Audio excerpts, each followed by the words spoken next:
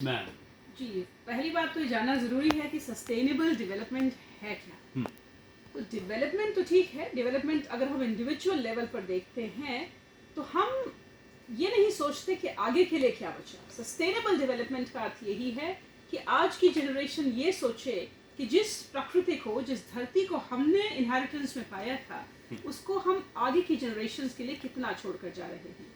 यहाँ एक बात और भी पॉइंट आउट करना चाहूँगी कि सस्टेनेबल डेवलपमेंट का कॉन्सेप्ट तो 90s में आया है वर्ल्ड लेवल पर, इंटरनेशनल प्लेटफॉर्म्स पर, लेकिन भारत में तो सस्टेनेबल डेवलपमेंट हमेशा से ही रहा है। क्योंकि हमने हमेशा बात की कि प्रकृति को हम अपनी माँ मानते हैं, धरती को हम अपनी माँ मानते हैं, और जिसे आप अपनी माँ मानते हैं तो आप उसका दूध तो पी सकते हैं बड़े होने के लिए, लेकिन उसका दोहन नहीं कर सकते।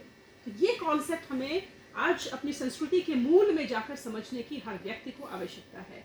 और किस तरह G20 के लेवल पर सस्टेनेबल डेवलपमेंट किया जाएगा, तो देखिए इसमें एक बड़ा थोड़ा सा डिवाइड है कंट्रीज़ के बीच में। अगर हम देखें इस समय एक तरफ हैं डेवलप्ड कंट्रीज़ जो ऑलरेडी विकसित हो चुके हैं और प्रकृति का दोहन करके विकसित हो चुके हैं। पोल्यूशन को फैलाने में, क्लाइमेट चेंज जो आज इतने बड़े लेवल पर दिख रहा है, उसमें उनकी बहुत बड़ी भूमिका रही है कार्बन एमिशंस द्वारा, एनर्जी जनरेशन के द्वारा। और दूसरा एक विश्व का स्तर है डेवलपिंग कंट्रीज़ का, जो आज भी, जिसमें कि उनकी एनर्जी की रिक्वायरमेंट्स आज बढ़ रही हैं क्योंकि उनके पास टेक्नोलॉजी आज आई है।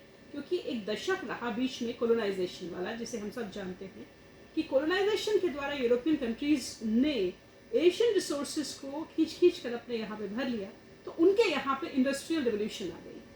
तो आज हम जब भी आज कोई बात करेंगे तो उसमें इतिहास में भी थोड़ा सा देख के ही उसके ऊपर बात करेंगे। तो G20 के द्वारा भारत ने जो एक बहुत सशक्त पहल ली है वो है voice of the global south बनने की। क्योंकि ये नॉर्थ और साउथ का डिवाइड आज दुनिया के बीच में है। ये डेवलप्ड कंट्रीज और डेवलपिंग कंट्रीज, जिसमें भारत भी आता है, जिसमें एशियन कंट्रीज आते हैं, जिसमें लैटिन अमेरिकन कंट्रीज हैं, जिसमें अफ्रीकन कंट्रीज हैं। आज हमारी समस्याएं दूसरी है। हमारे पास पॉपुलेशन है, जबकि डेवलप्ड कंट्रीज में पॉपुलेशन डिक्लाइन की तरफ है। हमारी पॉपुलेशन राइज पर है। हमारे पॉपुलेशन के पास आज थोड़ा पैसा आया है, परचेजिंग पावर आई है, तो आज हमारी एनर्जी डिमांड बढ़ रही है, आज हमारे पास टेक्नोलॉजी आई है। So we have all those requirements, but we are suffering because of the developed countries what they have already done.